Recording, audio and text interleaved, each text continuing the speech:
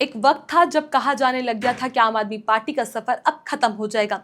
दिल्ली विधानसभा की करारी हार और बड़े नेताओं जैसे अरविंद केजरीवाल और मनीष सिसोदिया की पराजय के बाद लोगों को लगने लग गया था कि आपका ग्राफ गिरने ही वाला है। लेकिन कहते हैं ना, राजनीति में कब कौन लौट आए ये कोई नहीं जानता, और अब ठीक वैसे ही हुआ। पंजाब और गुजरात उपचुनाव में मिली धमाकेदार जीत ने न सिर्फ आम आदमी पार्टी को एक नई जान दी, बल्कि आम आदमी पार्टी के लहर को फिर से दौड़ा दिया। नमस्कार, मैं चेष्टा नागर और आप देख रहे हैं द हिंदी टॉप। आज की हमारी कहानी है आम आदमी पार्टी की, जो गुजरात के मजबूत किले को हिला रही है और साथ ही दिल्ली की जनता को फिर से सोचने पर मजबूर कर रही है। तो शुरुआत करते हैं उस खबर से जिसने सियासत के गलियारों में हलचल मचा दी। गुजरात की विसवदर सीट पर आम आदमी पार्टी के गोपाल इटालिया ने भारतीय जनता पार्टी के उम्मीदवार किरीट पटेल को 17,554 वोटों के बड़े अंतर से हरा दिया। और ये वही सीट है जहां से पहले आपके विधायक भूपेंद्र भव्यानी जीते थे, लेकिन बाद में वो पार्टी छोड़कर बीजेपी में चले गए। यानी आपको इस बार न सिर्फ अपनी पुरानी सीट वापसी जीतनी थी, बल्कि उससे ज्यादा वोट लेकर साबित करना था कि भरोसा भी कायम है। और ऐसे ही हुआ। गोपाल इटालिया ने 75,942 वोट हासिल किए, जो कि 2022 में भूपेंद्र भव्यानी को मिले वोट से 10,000 वोट ज्यादा है। यानी जनता ने इस बार और भी ज्यादा समर्थन दिया। जबकि बीजेपी, जो पूरे गुजरात में दशकों से सत्ता में रही, उसके लिए सीट गंवाना किसी झटके से कम नहीं। अब गुजरात की राजनीति में ये जीत इसलिए भी खास है क्योंकि यहाँ बीजेपी सिर्फ सरकार नहीं चलाती, यहाँ वो सत्ता की पहचान है। पैसा, प्रशासन, प्रचार, सब कुछ उनके पास। और ऐसे में एक विपक्षी पार्टी, वो भी दिल्ली से निकली आम आदमी पार्टी, अगर यहाँ जीतती है तो इसका मतलब साफ है, जनता बदलाव चाहती है। आमतौर पर देखा गया है कि उपचुनाव में वही पार्टी जीतती है जो सत्ता में होती है, लेकिन यहाँ न सिर्फ इसका उल्टा हुआ, बल्कि बड़े मार्जिन से जीत भी हुई।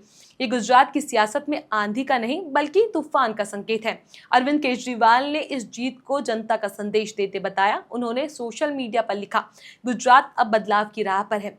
और ये बात सही भी लगती है, क्योंकि जनता जब सत्ता से थकती है तब नए विकल्पों का मौका देखती है, और इस बार ये मौका आम आदमी पार्टी को मिला।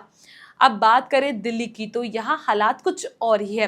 दिल्ली में बुलडोजर कार्रवाई चल रही है, स्कूलों में बच्चों की फीस बढ़ रही है और बिजली के बिल में तो अलग ही उछाल है। तो वहीं कुछ लोगों का मानना भी है कि याद तो सबको है कि जब वो थे तब चीजें थोड़ी बेहतर थी। शायद यही वजह है कि गुजरात की जीत ने केजरीवाल को फिर से मौका दे दिया। एक तरफ से देखें तो ये जीत सिर्फ गोपाल इटालिया की नहीं, ये जीत उस इच्छा की जीत है जिसमें वो साफ सुथरी काम करने वाली राजनीति चाहती है। दिल्ली में आपकी हार के बाद बहुत से लोगों ने पार्टी को खत्म मान लिया था, और ये बात माननी होगी कि पार्टी का मनोबल भी गिरा था। लेकिन अब जब गुजरात में पार्टी ने दम दिखाया तो माहौल बदला हुआ है। ऐसा कहा जा रहा है कि अगर पंजाब या गुजरात में आप अच्छा करती तो अरविंद केजरीवाल राज्यसभा जा सकते हैं, लेकिन उन्होंने साफ कहा, नहीं, मैं जनता के बीच रहूंगा। इस बयान ने कार्यकर्ताओं को फिर से जोश में भर दिया। अब सवाल ये है कि क्या गुजरात की ये जीत 2023 के चुनाव की तैयारी की शुरुआत है? क्या अब बीजेपी को यहाँ आपसे असली चुनौती मिलेगी? बिल्कुल हो सकता है, क्योंकि जीत का तरीका और वोटरों का अंतर दिख रहा है कि जनता अब एक नए विकल्प की ओर देख रही है। और इस जीत का असर सिर्फ गुजरात तक सीमित नहीं रहेगा, इसका मनोवैज्ञानिक असर दिल्ली, पंजाब और देश के दूसरे हिस्सों में महसूस होगा। पंजाब की लुधियाना वेस्ट सीट पर भी आपने कांग्रेस को हरा दिया, और वो भी ऐसे वक्त में जब उनके ही उम्मीदवार पहले बीजेपी में जा चुके थे। फिर भी जनता ने उन्हें वापस लाकर जिताया।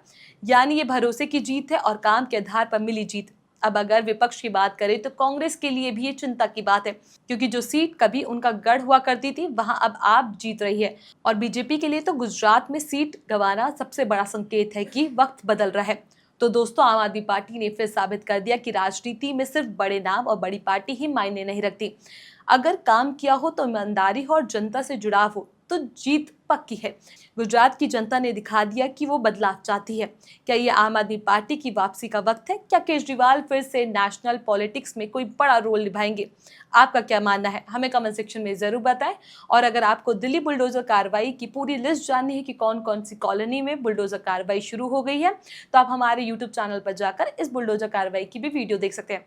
ऐसी और खबरों के लिए आप हमारे चैनल द हिंदी टॉप को सब्सक्राइब कर ले। इसके अलावा आप हमें एक्स, फेसबुक और इंस्टाग्राम पर भी फॉलो कर सकते हैं। नमस्कार।